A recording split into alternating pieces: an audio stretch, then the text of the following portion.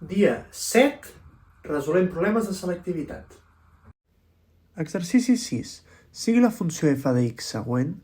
A. Calcula els valors dels paràmetres a i b si sabem que la gràfica de la funció té un extrem relatiu a x igual a menys 1 i passa pel punt p menys 2 trets entre 5. B.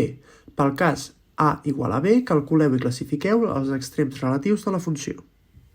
En aquest primer apartat ens demanen que calculem la a i la b d'aquesta funció perquè compleixi aquestes dues condicions, que la funció derivada a menys 1 és 0, per tant és un extrem relatiu, i que la funció a menys 2 dona trets entre 5. Per tant hem de calcular la derivada. Com que és la derivada d'una divisió, el que hem de fer és col·locar el primer derivat aquí, multiplicat pel de baix sense derivar, i restar-li el de dalt sense derivar pel de baix derivat. I en el denominador, el de baix al quadrat. Si resolem aquests parèntesis, veiem que ens dona. Això és 2ax a la 3 més x al quadrat més 2ax més 1. I li restem 2ax a la 3 menys 2x al quadrat menys 2bx. Ho hem multiplicat tot per tot, perquè així és com es resolen els parèntesis. Veiem doncs que hem de simplificar ara això, aquests dos els podem treure perquè són iguals de signe canviat i podrem ajuntar aquests dos termes de x al quadrat. Per tant, la funció derivada ens quedarà menys x al quadrat més 2ax més 1 menys 2bx.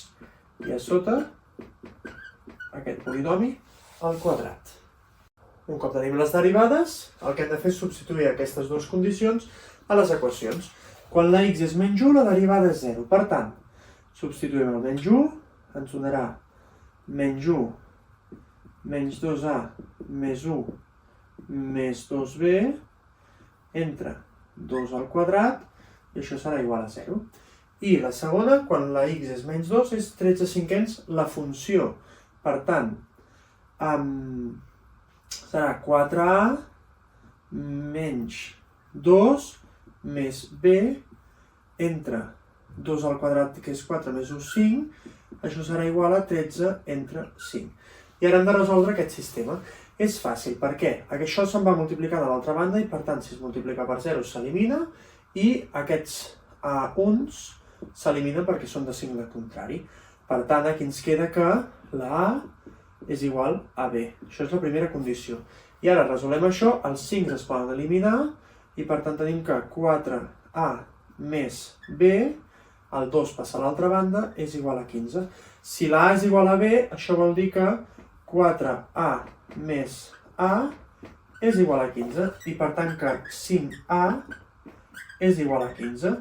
La a, doncs, ens dona 3. I com que la a és igual a la b també ens dona 3.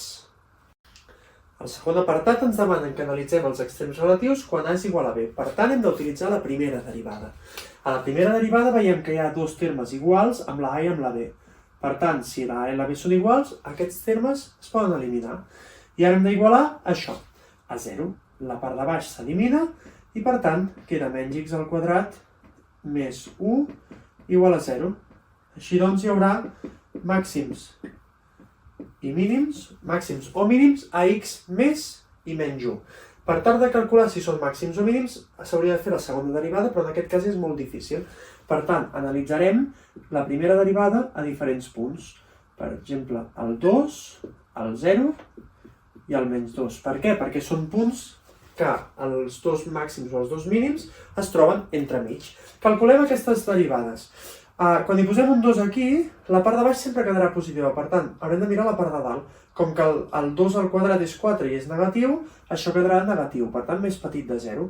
Si fiquem un 0, que és el segon cas, això quedarà 1, per tant serà més gran de 0, i si fiquem un menys 2, com que això és al quadrat, no modificarà, i per tant també serà més petit de 0.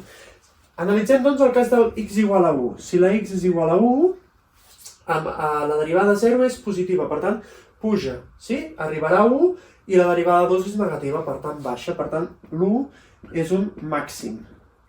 Si analitzem ara doncs el menys 1, La derivada a menys 2 és negativa, per tant baixa, arriba a menys 1, i la derivada de 2 és positiva, per tant puja. Per tant, a menys 1 hi haurà un mínim. Demà, primer problema de geometria.